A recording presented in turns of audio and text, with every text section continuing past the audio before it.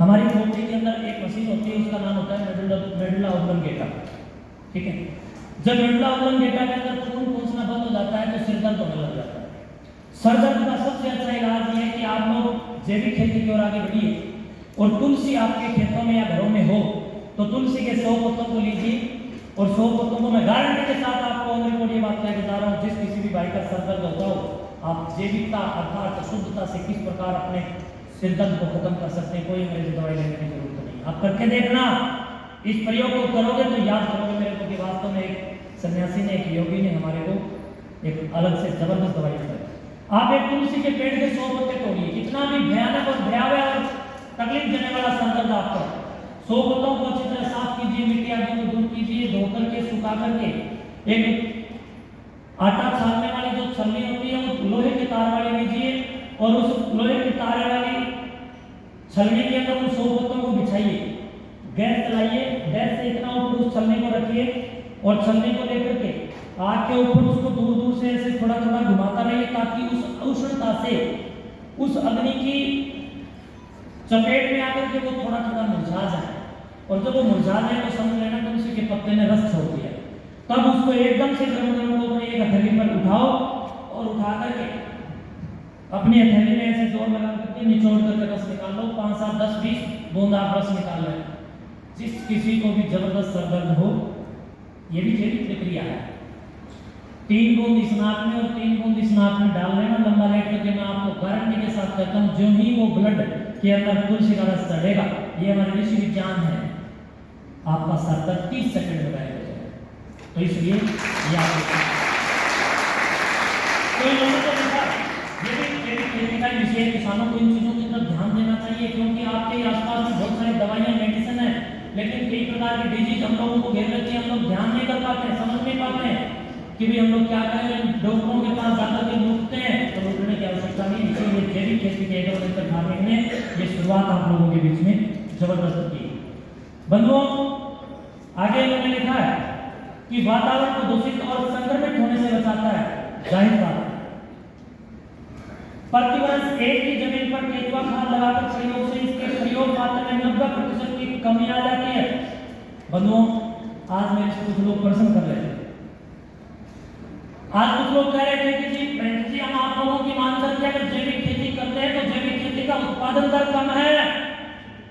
तो बंधुओं, मैं आपको बताना चाहूंगा, आपने अपनी जमीन को पिछले कितने सालों से लगातार इन यूरिया आदि की चपेट में ला करके जो खराब करने का काम किया है, उससे लौटने में थोड़ा समय तो लगेगा। जब आप जैविक खेती की ओर आगे बढ़ेंगे तो मैं आपको इस बात के लिए विश्वास दिलाता हूँ, गारंटी दिलाता हूँ कि हमारे बहुत सारे सन्यासी साधु इस पर काम कर रहे हैं।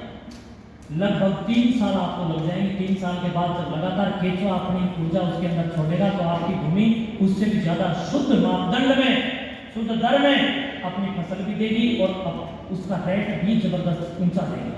मेरे गांव में मैंने पिछले वर्ष गेहूं खरीदी। भाई किसानों, आपको कहना चाहूंगा, कृषक बंधुओं, मैंने पोत गांव में एक किसान ने जैविक खेती से गेहूं को उत्पन्न किया तो मैंने उससे फोन किया। मैंने कहा अभी तो मेरे को कुछ गेहूं उपलब्ध करवा सकता है? तो बंधुओं, उस किसान ने कहा कि मैं जितना आप कहोगे मैं आपको जैविक खेती से उत्पन्न फसल से उत्पन्न गेहूं दे सकता हूं। मैंने कहा बोलिए रेट क्या दोगे आप, किस रेट आप मेरे को ये गेहूं उपलब्ध करवाओगे? उसने मेरे से कहा, बोले महाराज जी 7,000 रुपए क्विंटल लूंगा। मैंने कहा नहीं, मैं नहीं दूंगा तुम्हारे। बोले महाराज जी बिल्कुल जैविक है। मैंने उससे खरीदी। रोहतास संधू गांव कोत कलां का एक किसान है, नाम बता रहा हूँ आपको, पूछ भी लेना। उसने फिर मेरे को कहा महाराज जी ये तो औरों के लिए रेट है, मैं आपको निःशुल्क दूंगा। उसने मेरे को 1 कट्टा अर्थात 50 किलो गेहूं निःशुल्क। तो आपको बताना चाहता हूँ, अगर आप लोग ये जहर डाल करके जो तीव्र गति से उत्पादन चाहते हैं तो आप 1 एकड़ में लगभग कितना निकाल लेते हैं? 30-35 क्विंटल, 40 क्विंटल कितना निकलता है जो जहर वाली है? 30 क्विंटल, 35 क्विंटल। लेकिन अगर आप जैविक खेती से हम लोग फसल करते हैं तो अगर ये मान लेना 10 क्विंटल या 5 क्विंटल या 7 क्विंटल कम भी निकलेगी तो उसके रेट देखिए आप। इसलिए आप सबसे ये निवेदन करूंगा कि हम लोग अपनी उपयोगिता, अपनी जमीन की उपयोगिता, आने वाली पीढ़ी को जो जमीन की संचेतना हम लोग जो देकर के जा रहे हैं, जमीन की जागृति हम लोग जो देकर के जा रहे हैं, जमीन की उर्वरता जो देकर के जा रहे हैं, जमीन की क्षमता हम लोग जो देकर के जा रहे हैं, जमीन का जो पूरा का पूरा संरचना तंत्र हम लोग जो देकर के जा रहे हैं, को शुद्ध देकर ले जा रहे हैं। इस बात का आप लोगों को पुण्य मिलेगा। बंधुओं, जब आप लोग खेत में आग लगाते हैं तो बहुत सारे जीव जल के मरते हैं, बंद कर दो। इसके लिए सरकार से मैं निवेदन कर रहा हूँ और आप लोग भी सरकार से निवेदन कीजिए कि जो हमारी जीरिया, जो गेहूं के कटने के बाद नीचे की जो बचत रह जाती है, क्या बोलते हैं उसको, अवशेष, जो जमीन में बचा हुआ जो फार्मा रूपी अवशेष जो बच जाता है, मैं सरकार से इसके लिए निवेदन करूंगा कि किसान को इसके लिए दोषी बना करके एफआईआर दर्ज मत कीजिए, बल्कि किसान को मशीनें उपलब्ध करवाइए, किसान को संसाधन उपलब्ध करवाइए। और आप सब भी इसके लिए सरकार से डिमांड कीजिए, मांग कीजिए कि भाई हमें सजा नहीं, संसाधन चाहिए, हमें एफआईआर नहीं बल्कि उपयोगी संसाधन और मशीनरियों की आवश्यकता है, जो आकर के हमारी जमीन में जो अवशेष हैं उनको जमीन में मिला दे, मिट्टी में मिला दे और मिट्टी वो बच जाए और खाद का भी वो काम करे।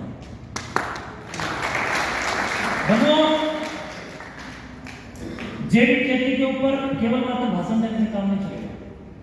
आप लोगों से भी मुझे बहुत कुछ सीखना है और मेरे से भी आपको शायद सीखना है।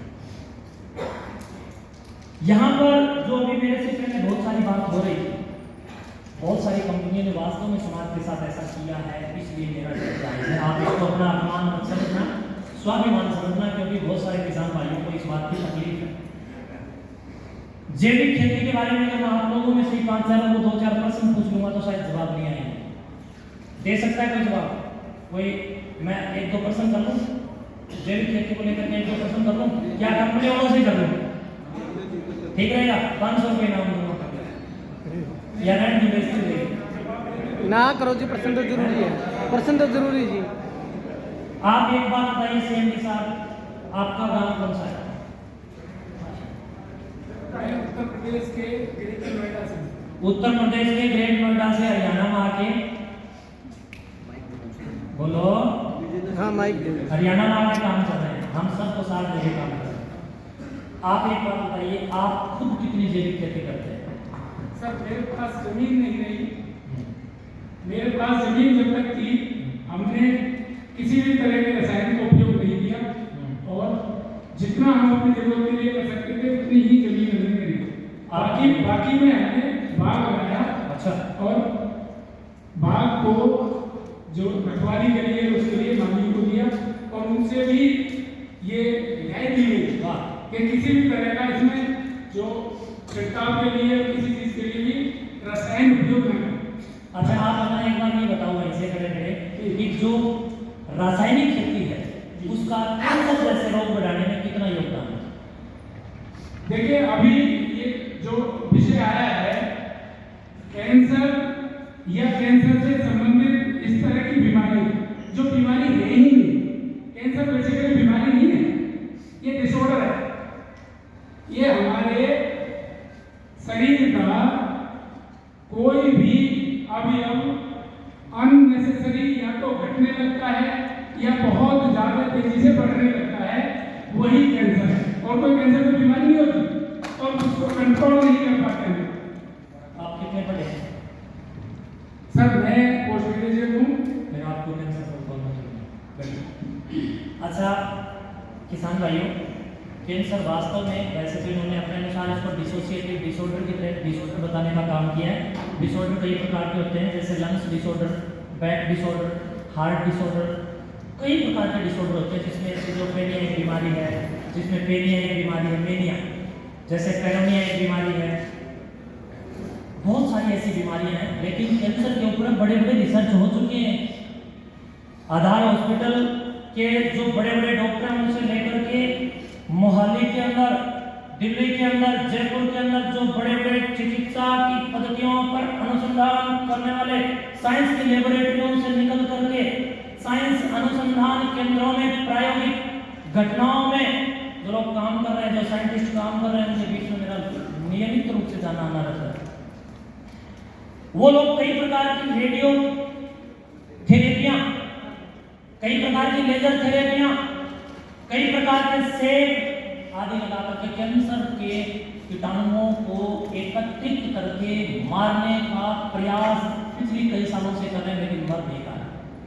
जब सेक लगता है तो किसी एक जगह पर वो सारे कीटाणु इकट्ठे हो जाते हैं, तो हम इन बीमारियों बीमारियों को भी समझें और ये हो क्यों रही, वास्तव में ये खान पान जो बदल गया उसकी वजह से हो रही। बंधुओं, जिस प्रकार acquired immunodeficiency syndrome, sexually transmitted disease जो ये बीमारियां हैं जिनका इलाज बड़े लंबे समय तक रिसर्च के बाद हमारे साइंटिस्टों को मिला, एड्स जिसको मैं बोल रहा हूँ, कई एसटीडी रोग हैं, कई महिलाओं के रोग हैं, कई पुरुषों के रोग हैं। इसी प्रकार अभी पीछे से कोरोना आया, इसी प्रकार जो ये कैंसर भी एक इसी प्रकार की बीमारी है जिस पर शोध चली रही है। इन बीमारियों को हम लोग खुद न्योता दे रहे हैं। दिन प्रतिदिन हम लोग साइंस की जो अनुसंधान थेरेपियां हैं उनको छोड़ करके कोई धागा देने वाला, कोई ड्रामे करने वाला, कोई गुच्छा करने वाला, इन सब के चक्कर में जाकर के हमने अपनी जमीन को भी भूल गए, अपने जमीन को भी भूल गए, अपनी रोटी को, अपनी बेटी को, सब कुछ हम लोग भूल गए। तो इसलिए इन बीमारियों को हमें जागरूक रह करके खान पान के ऊपर जोर दे करके कहीं ना कहीं बीमारियों से लड़ने का हमें प्रयास करना होगा। और इन जैविक खेती की जितनी कंपनियां चल रही हैं, इन जैविक खेती वाली कंपनियों को जी जान से सहयोग करके इनके साथ कदम से कदम और कंधे से कंधा मिला करके इनको आगे बढ़ाना चाहिए। और मैं भी इसके लिए पूरा आप लोगों का सहयोग करूंगा, और लेकिन धोखा ना दे, ये आप